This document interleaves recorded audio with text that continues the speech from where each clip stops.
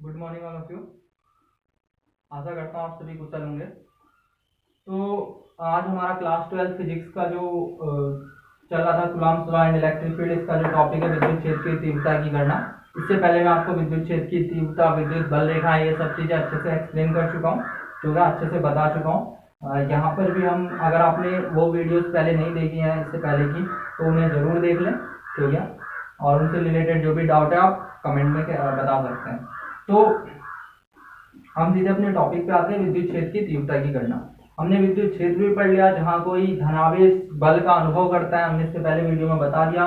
विद्युत क्षेत्र की तीव्रता भी पढ़ी कि एक विद्युत क्षेत्र के किसी बिंदु पर विद्युत क्षेत्र की तीव्रता एक सदिश राशि है जिसका परिमाण उस क्षेत्र में रखे प्रति एकांक सूक्ष्म धन परीक्षण आवेश पर लगने वाले बल के बराबर होता है। यानी कि आप सीधे कह सकते हैं कि सूक्ष्म परीक्षण धनावेश पर लगने वाले बल के बराबर होता है। यानी कि सीधे कहें तो जो आपका फॉर्मूला आया था इसका, वो आया था E is equal to F upon Q naught, सूक्ष्म धन परीक्षण आवेश है, इस पर लगने वाला बल विद्युत क्षेत्र की तीव्रता के बराबर है। ठीक हो गया।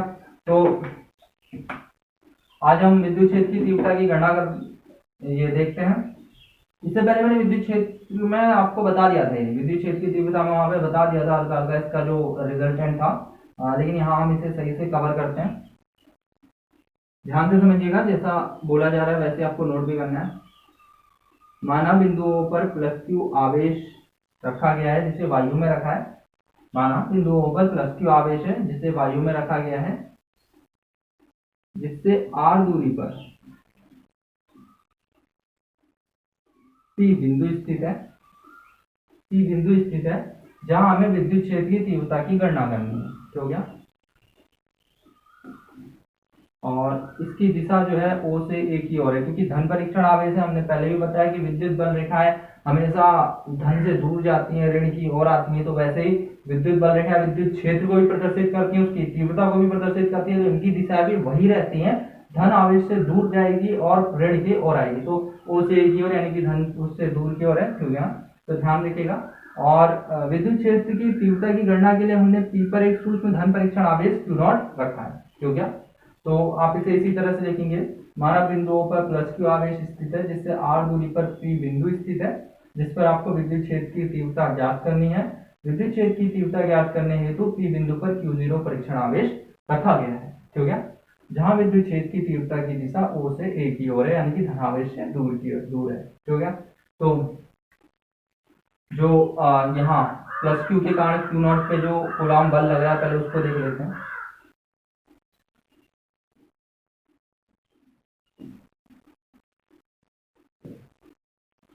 प्लस क्यू आवेश के कारण क्यू नॉट या परीक्षण आवेश क्यू नॉट पर बल या विद्युत बल F is equal to 1/4 pi epsilon naught Q naught upon r का स्क्वायर। ठीक है, ये कूलॉम बल है। और इसकी दिशा भी आपको पता है, ये जो लाइन इन्हें मिला रही है इसकी दिशा के अनुदिश है, जिधर को जाएगी। ठीक है, तो प्लस क्यू आवेश पर क्यू जीरो के कारण प्लस क्यू आवेश के कारण क्यू नॉट पर बल जो होगा या फिर विद्युत बल, उसका मान ये रहेगा, ये पता है। अभी हमने बताया विद्युत क्षेत्र की तीव्रता की परिभाषा से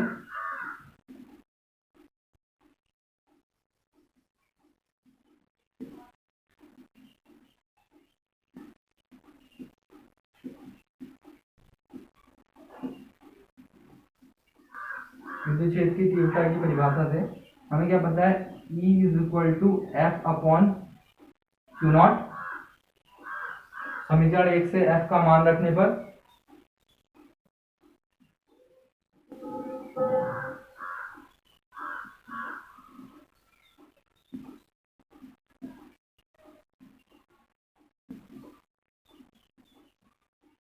ठीक है, इसका डिस्कशन अभी हमने कर दिया था। सूक्ष्म धन परीक्षण पर आवेश पर लगने वाला बल विद्युत क्षेत्र की तीव्रता को दर्शाता है। ठीक है, इसकी दूसरी परिभाषा आपने बल रेखाओं के पदों में पढ़ी थी, आपको दोनों याद करनी है। तो F का मान यहाँ रख देते हैं, E is equal to 1/4 pi epsilon naught Q naught upon r square. ये F का मान है, और नीचे क्यू नॉट ऐसी रहेगा। देन क्यू नॉट से क्यू नॉट कैंसिल हो गया, ये हमारे पास आ गया E is equal to 1/4 pi epsilon naught Q upon r का स्क्वायर। हो गया। अब ये तो विद्युत क्षेत्र की तीव्रता का परिमाण आ गया। ये रिजल्टेंट आपको हमेशा याद रखना है, न्यूमेरिकल में भी यूज होगा, हर टर्म में यूज होगा, ठीक है। जैसे आप बल याद करते हैं, बल मैंने याद है, कूलम्ब बल याद रखना जरूरी है, वैसे ये भी जरूरी है, ठीक हो गया। अब अगर मान लीजिए यहाँ प्लस क्यू की जगह माइनस क्यू आवेश होता तो क्या होता।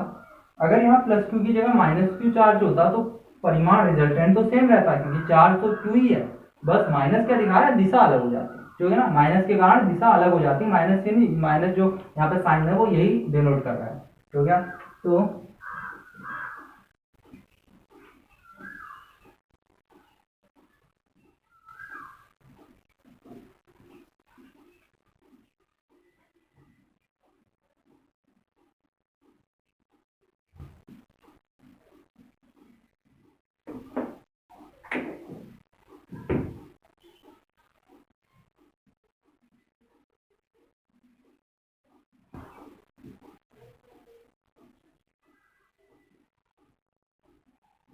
ठीक है। यदि प्लस क्यू के स्थान पे माइनस क्यू आवेश हो तो तीव्रता का परिमाण समान किंतु दिशा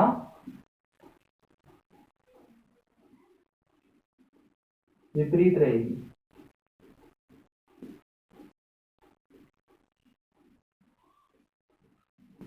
तो क्या, अगर प्लस क्यू के स्थान पे माइनस क्यू आवेश होगा तो जो तीव्रता का परिमाण है वो तो समान रहेगा, नहीं यही होगा रिजल्टेंट, लेकिन क्या होगा, दिशा विपरीत रहेगी। इसकी दिशा हमने पहले ही बता दी, ओ से ए की ओर, वो आपको पहले ही लिख लेना है, ठीक हो गया।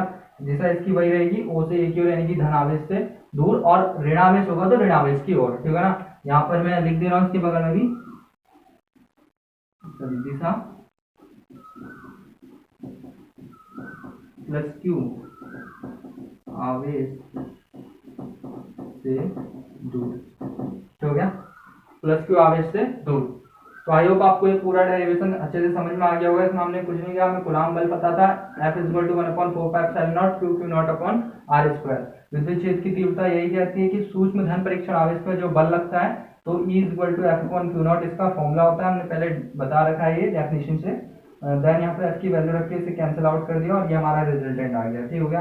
प्लस क्यू की जगह माइनस क्यू आवेश होगा तो तीव्रता का परिमाण समान रहेगा किंतु दिशाएं विपरीत रहेंगी, ठीक हो गया। तो आपको ये सब कुछ समझ में आ गया होगा।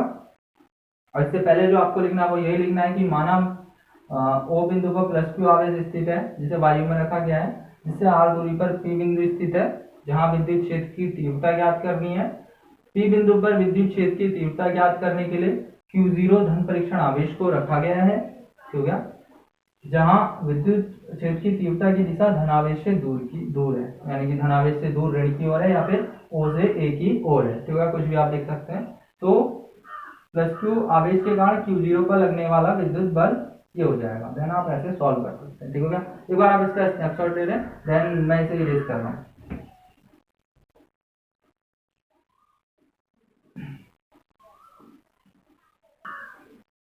तो इसी में ही नेक्स्ट की ओर बढ़ते हैं। इसी का एक टॉपिक है, अगर हमारे पास एक पूरा सिस्टम हो, यानी कि एक निकाय हो जिसमें विभिन्न आवेश हो, निकाय मतलब सिस्टम, तो एक पूरा का पूरा अगर हमारे पास सिस्टम हो तो उस समय विद्युत क्षेत्र की तीव्रता, ठीक है ना, किसी निकाय पर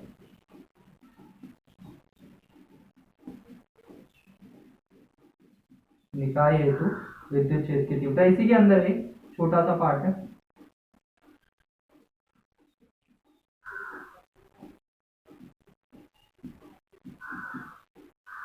हम मान लेते हैं कि एक सिस्टम है, तो क्या, माना एक निकाय है जिस पर जो है Q1 Q2 Q3 Q4 so on Qn तक के आवेश हैं। इन सभी आवेशों के कारण हमें कोई बिंदु दिया गया है, यहाँ कोई बिंदु दे रखा है जिस पर हमें इसे हम बिंदु P कह रहे हैं, इस पर हमें विद्युत क्षेत्र की तीव्रता लेनी है। रफ स्ट्रक्चर है आपको समझाने के लिए, आपको यही लिखना है इसमें सिर्फ, माना किसी निकाय पर Q1 Q2 Q3 so on Qn आवेश उपस्थित है, जिनके कारण बिंदु P पर किसी बिंदु P पर विद्युत क्षेत्र की तीव्रता ज्ञात करनी है। इनके कारण जो विद्युत क्षेत्र की तीव्रता होगी बिंदु P पर, वो होगी आपकी E1 vector, E2 vector, E3 vector and so on EM vector, ठीक हो गया। तो आपको इसी तरह से इसे लिखना है, माना किसी निकाय पर Q1 Q2 Q3 so on Qn आवेश उपस्थित है, जो उस निकाय पर जो है निकाय पर विद्युत क्षेत्र उत्पन्न करते हैं, जिससे आर दूरी पर, यानी कि सॉरी आर दूरी नहीं कहेंगे हम यहाँ, जिनसे कुछ दूरी पर बिंदु पी स्थित है, ठीक है, जहां पर विद्युत क्षेत्र की तीव्रता है, इन आवेशों के कारण विद्युत क्षेत्र की तीव्रता है क्रमशः E1 vector, E2 vector, E3 vector, so on En vector है, ठीक है। तो निकाय में कुल विद्युत क्षेत्र की तीव्रता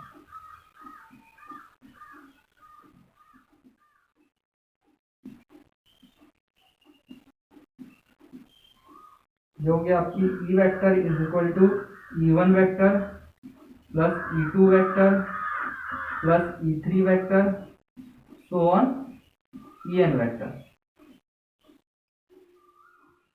मैंने इसको पहले डेरिवेटिव करके बताया है आपको, पहले थ्योरी भी आप लिख सकते हैं इस तरह से कि माना कोई निकाय है जिस पर क्रमशः Q1, Q2, Q3, Q4 so on Qn तक आवेश उपस्थित है, जो इस निकाय पर विद्युत क्षेत्र, एक प्रबल विद्युत क्षेत्र को उत्पन्न करते हैं, जिनके कारण किसी बिंदु P पर विद्युत क्षेत्र की तीव्रता क्रमशः E1 वेक्टर, E2 वेक्टर तथा E3 vector so on En vector है। तो निकाय में कुल विद्युत क्षेत्र की तीव्रता इन सभी आवेशों द्वारा उत्पन्न तीव्रताओं के बीजीय योग के बराबर होगा, यानी कि इनके जो बीजीय योग होगा उसके बराबर होगा। E vector equal to E1 vector, E2 vector, E3 vector so on En vector, ठीक है। तो इन्हीं के कारण होगा जितने भी इस पे आवेश होगा, ठीक है। तो यानी कि अगर एक आपको कोई निकाय दे दिया बहुत बड़ा और उसमें कहा आपको अलग अलग आवेश दे दिए और कहा कि इसमें विद्युत क्षेत्र की तीव्रता इन आवेशों के कारण निकालिए, तो आपको आवेश दिए होंगे, आप आसानी से बल का फॉर्मूला रख करके, जो कूलाम बल है उसका फॉर्मूला रख करके विद्युत क्षेत्र की तीव्रता अलग अलग बिंदुओं पर निकाल सकते हैं। बाद में निकाय की कुल विद्युत क्षेत्र की तीव्रता के लिए उन सभी को ऐड कर देंगे, ठीक हो गया। तो आप इसे बिल्कुल ऐसे ही समझ लीजिए, ये आपका एक वर्बल इसी में एडेड टॉपिक है कि अगर आप उसके आगे सीधे लिख सकते हैं कि अगर एक पूरे निकाय पर अनेक आवेश उपस्थित हों तो उसके कारण विद्युत क्षेत्र की तीव्रताएं इस तरह से लिखी जाएंगी, ठीक हो गया। यानी कि वो क्या होगी, कुल विद्युत क्षेत्र की तीव्रता अलग अलग जो आवेशों के कारण विद्युत क्षेत्र की तीव्रता है उनके सदिश योग के बराबर होगी, ठीक हो गया। तो आई होप आपको समझ में आ गया होगा, समझना जरूरी है। तो एक बार आप ले लीजिए इसका स्नैपशॉट।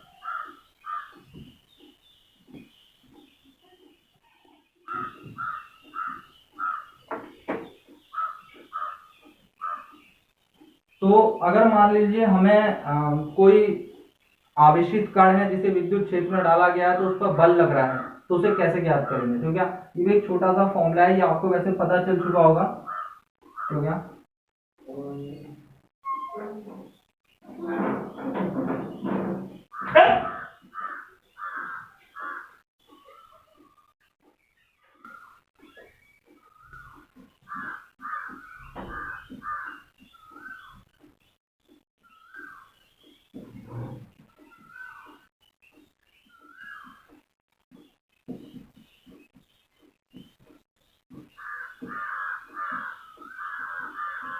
यानी कि आपके विद्युत क्षेत्र में कोई आवेशित कण है तो उस पर लगने वाले बल का फॉर्मूला जो होगा हमें पता है, हम जानते हैं कि जो विद्युत क्षेत्र की तीव्रता होती है, एक छोटा सा फॉर्मूला है, आपको पहले ही उसी जगह पर थोड़ा सा आवाज हो गया होगा कि बल निकालने के लिए किस तरह से हम यूज करेंगे इसका।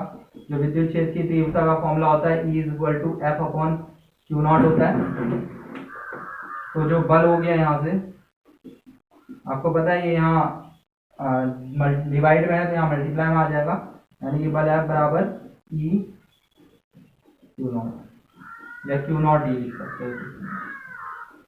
यानी कि कोई भी आवेशित कण है वो विद्युत क्षेत्र में अगर गतिमान है तो उस पर कार्य करने वाला बल यही होता है, F is equal to Q naught E, हो गया। ये आवेश पर डिपेंड करेगा वो धन है या ऋण है, उसी हिसाब से यहाँ साइन आ जाएंगे, ठीक हो गया। तो आपको ये पता चल चुका होगा, छोटा सा फॉर्मूला है, ध्यान रखिएगा कि आवेशित और बहुत ही इंपॉर्टेंट है, हर जगह यूज होगा यहाँ पे, ठीक है। इसलिए ध्यान रखिएगा कि आवेशित कण पर जो लगने वाला बल है F बराबर Q नॉट E है, ठीक हो गया। इससे आगे मैंने आपको सतत आवेश वितरण के कारण कूलाम बल निकालना बताया था, जहां हमने पृष्ठ पर जो Q की वैल्यू निकाली थी और फिर उसको कूलाम बल में Q की जगह रख दिया था, क्योंकि अगर आपको याद आ रहा होगा वर्बली, जहां हमने पृष्ठीय पहले हमने उसका कुछ पृष्ठीय आवेश घनत्व माना था। अगर वो तार था तो वो उसका जो घनत्व था हमने लैम्डा लिया था, और अगर वो पृष्ठ था, कोई सरफेस थी, तो उसका हमने जो घनत्व लिया था सिग्मा लिया था। और इसी तरह से अगर वो आयतन पे था तो हमने उसे रो लिया था। ठीक है, तो इस तरह से हमने, आपको याद आ रहा होगा, Q is equal to rho D G sigma D S, इस तरह से हमने वहां पर वैल्यू रखी थी कूलम्ब बल पर। ठीक है, तो आगे बताता हूँ। नेक्स्ट टॉपिक की ओर चलते हैं अपने, विद्युत द्विध्रुव तथा विद्युत द्विध्रुव आघूर्ण। विद्युत क्षेत्र की तीव्रता को कवर करा हमने। अब जो आगे हमें अक्षीय निरक्षीय स्थितियों पर आगे भी हमें विद्युत क्षेत्र की तीव्रताओं की जरूरत है, तो उसके लिए हमें पहले विद्युत द्विध्रुव और विद्युत द्विध्रुव आघूर्ण पढ़ना होगा। देन हम डिफरेंट पॉइंट पर इलेक्ट्रिक फील्ड इंटेंसिटी को कैलकुलेट करेंगे, यानी विद्युत क्षेत्र की तीव्रता वगैरह।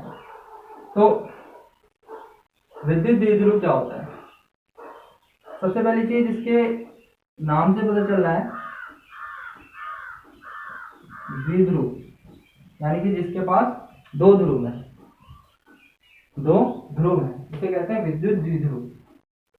इंग्लिश में कहते हैं इलेक्ट्रिक डायपोल। ठीक है, एंड इलेक्ट्रिक डायपोल मोमेंट। तो विद्युत द्विध्रुव क्या होता है?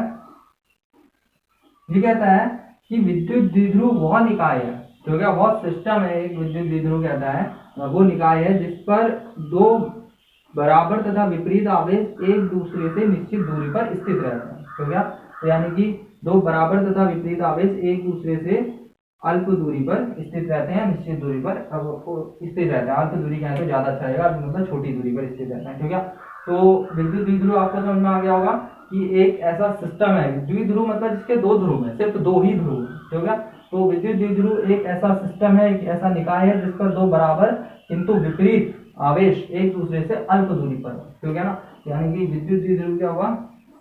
जिसमें दो बराबर व विपरीत आवेश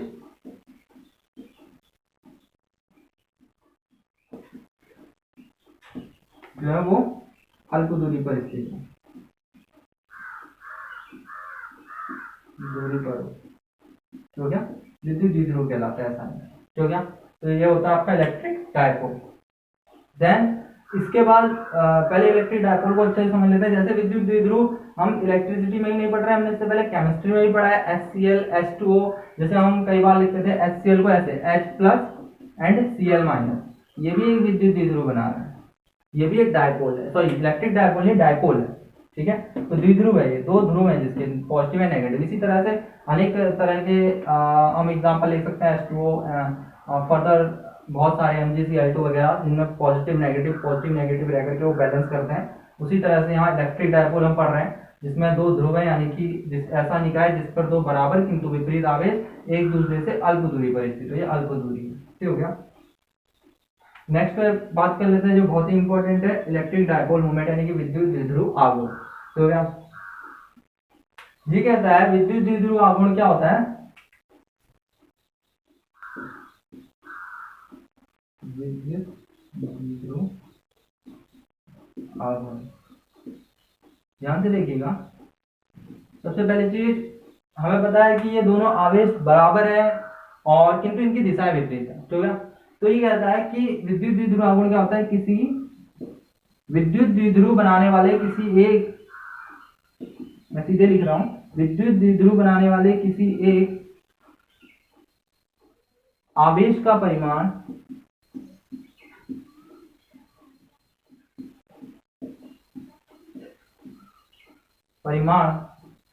तथा, मैं तथा नहीं लगा रहा हूं, तथा दोनों आवेशों के बीच की दूरी का गुणनफल, इसे लगाया है। ठीक है, बीच की दूरी का गुणनफल विद्युत द्विध्रुव आघूर्ण के बराबर होता है। ठीक है, कहने का मतलब क्या है कि विद्युत द्विध्रुव बनाने वाले, इससे आगे आप पूरी परिभाषा इसकी पहले लिखेंगे, देन उसके बाद ये फॉर्मूला लिखेंगे कि विद्युत द्विध्रुव आघूर्ण क्या होता है? विद्युत द्विध्रुव बनाने वाले किसी एक आवेश का परिमाण तथा दोनों आवेशों के बीच की दूरी का गुणनफल विद्युत द्विध्रुव आघूर्ण के बराबर होता है। इसे P वेक्टर से शो करते हैं, सदिश राशि है, इसे P वेक्टर से शो करते हैं। ठीक है, तो मैं क्या कह रहा हूं, मान लीजिए दो आवेश हैं प्लस क्यू तथा माइनस क्यू, जिनके बीच की दूरी 2l है। हो गया। ये 2l लेने का एक कारण रहता है कि जब हम आगे डेरिवेशन करते हैं, अगर हम इस दूरी को l ले लेते हैं तो हमें इसे हाफ हाफ पार्ट्स में डिवाइड करना होता है, तो ये l/2 फ्रैक्शन में आ जाएगा, और अभी 12 ले रखा है तो इसे l इतना l ये हो जाएगा। ठीक है, तो इसीलिए इसको 2l ले लेते हैं। ठीक है, तो विद्युत द्विध्रुव आघूर्ण क्या होता है, किसी एक आवेश का परिमाण तथा दोनों आवेशों के बीच की दूरी होती है। तो यानी कि मान लीजिए, माना दो आवेश हैं प्लस क्यू तथा माइनस क्यू, एक दूसरे से अल्प दूरी पर है, जिनके बीच की दूरी 2l है। हो गया। तो उनके लिए विद्युत द्विध्रुव आघूर्ण P वेक्टर इक्वल टू किसी एक आवेश का परिमाण यानी कि Q इंटू दोनों आवेशों के बीच की दूरी 2l, या फिर 2ql। ठीक है, P is equal to 2ql, L vector हो सकता है। ठीक है, तो ये इसका जो है फॉर्मूला होता है। तो आई होप आपको विद्युत द्विध्रुव आघूर्ण समझ में आ गया होगा कि विद्युत द्विध्रुव बनाने वाले किसी एक आवेश का परिमाण, जो विद्युत द्विध्रुव बना रहे हैं, डायपोल बना रहे हैं, उसके किसी एक आवेश का परिमाण तथा दोनों आवेशों के बीच की दूरी का गुणनफल विद्युत द्विध्रुव आघूर्ण के बराबर होता है। ये एक सदिश राशि है तथा इसे P से शो करते हैं, P वेक्टर लगा करके इसको डिनोट करते हैं, यानी कि इसको प्रदर्शित करते हैं। ठीक है, और इसका जो मात्रक है, यहाँ से इसका मात्रक भी क्लियर है, मात्रक है इसका मात्रक, क्योंकि Q है तो Q का मात्रक होता है कूलम मीटर, क्योंकि L है बीच की दूरी मीटर में होती है। ठीक है, इसका मात्रक कूलम मीटर होता है। तो हो गया, और इसकी विमा भी आप लिख सकते हैं, यहाँ कोई दिक्कत नहीं है। Q जो है आपका, इसकी जो विमा होती है 80 होती है, और ये लंबाई है L, इसकी L होती है। तो क्या विमा होती है 80। तो क्या, तो हमने विद्युत द्विध्रुव आघूर्ण के बारे में आपको बता दिया कि द्विध्रुव बनाने वाले किसी एक आवेश का परिमाण तथा दोनों आवेशों के बीच की दूरी का गुणनफल विद्युत द्विध्रुव आघूर्ण के बराबर होता है।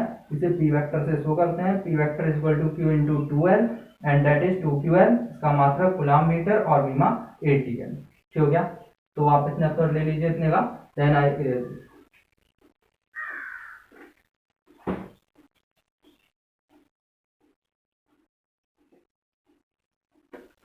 ये